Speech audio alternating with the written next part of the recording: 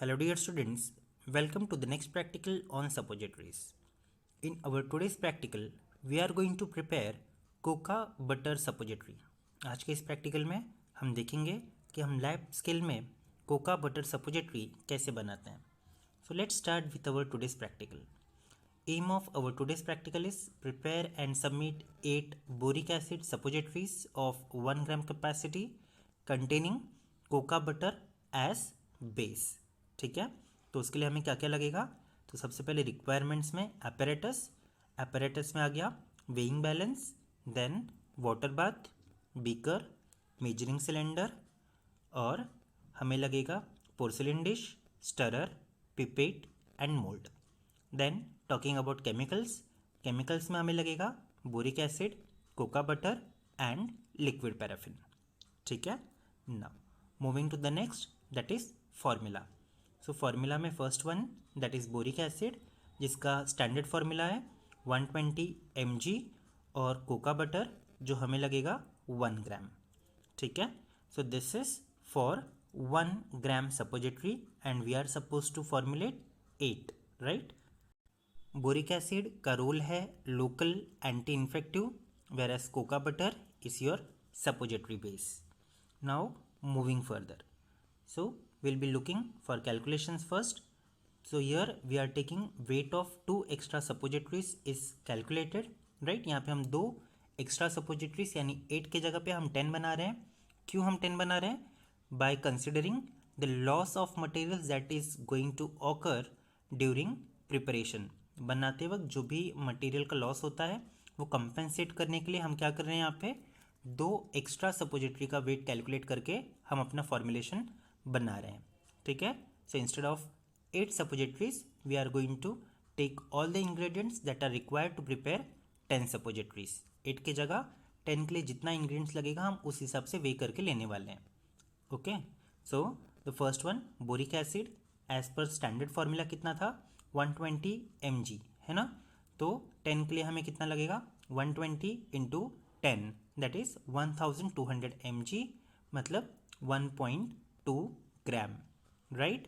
Then cocoa butter that is quantity sufficient to produce 10 suppositories that is 1 into 10 that is 10 gram, है ना।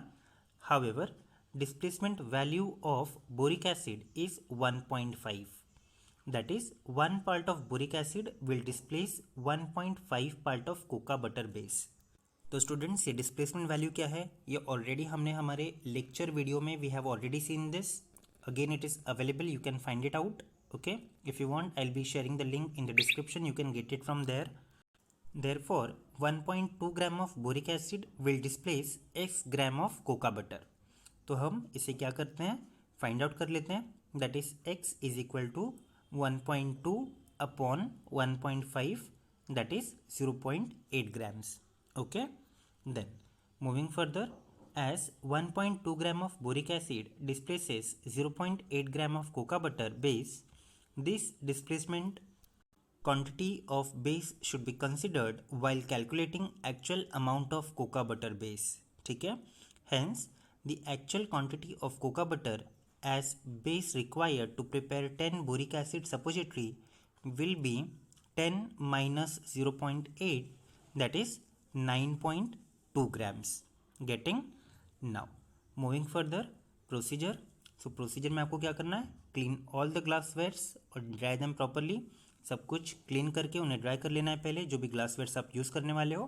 Then you are going to lubricate the mold with liquid paraffin, okay, and keep it in inverted position on ice for some times, है ना। जैसे आपने पहले किया था उसी तरह से आप क्या करने रहे हो, यहाँ पे आप पहले उसे लुब्रिकेट करोगे लिक्विड पैराफिन से और फिर इन्वर्टेड पोजीशन में आइस में रख दोगे कुछ देर के लिए।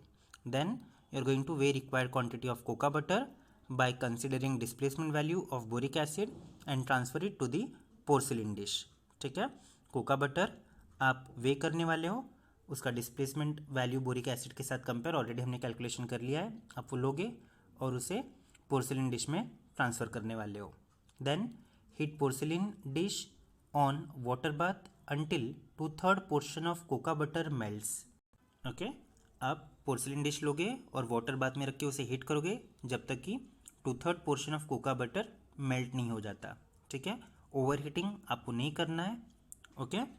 फिर आप उसके बाद क्या करने वाले हो, you are going to remove porcelain dish containing partly molten cocoa butter from water bath and stir thoroughly to melt remaining portion of cocoa butter, ठीक है। ऑलरेडी 2/3 मेल्ट हो चुका है और बचा हुआ जो 1/3 पोर्शन है आपको अब उसे वाटर बाथ से निकाल लेना है और कंटिन्यूसली स्टर करते रहना है जिससे कि वो भी मेल्ट हो जाए, ओके।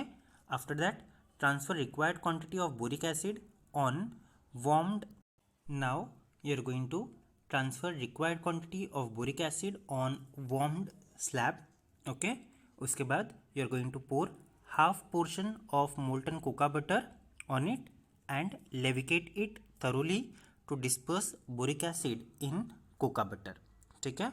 आप half quantity of cocoa butter क्या करने वाले हो, पोर करने वाले हो वार्म स्लैब पे, ठीक है, जिसके ऊपर आपने क्या किया, बोरिक एसिड लिया हुआ है and you are going to levigate it, okay, so that your cocoa butter, sorry, boric acid, it dispersed uniformly thoroughly in that of cocoa butter. Then what you're going to do, you're going to pour this dispersion in cavity of suppository mold in excess quantity until overfill and place pouring, you're going to take pour this in cavity, pour करते वक्त आपको access में pour करना है और उससे आपको ice पे प्लेस कर देना है मोल्ड को हाफ एन आवर के लिए, ठीक है। फिर आप क्या करोगे, scrape excess quantity after solidification using knife और ब्लेड, जो भी एक्सेस है वो आप स्क्रैप करने वाले हो with the help of knife और blade and you are going to open moulds to remove the suppositories from it, ठीक है। Then pack the suppositories in boxes lined by means of separator, label the container and submit, okay। So this is the procedure what you are going to follow. Moving further, the category, so its category is local anti-infective, then its labeling direction is for rectal use only and storage is store in cool place. Getting students? So that's all in our today's practical. Thank you everyone.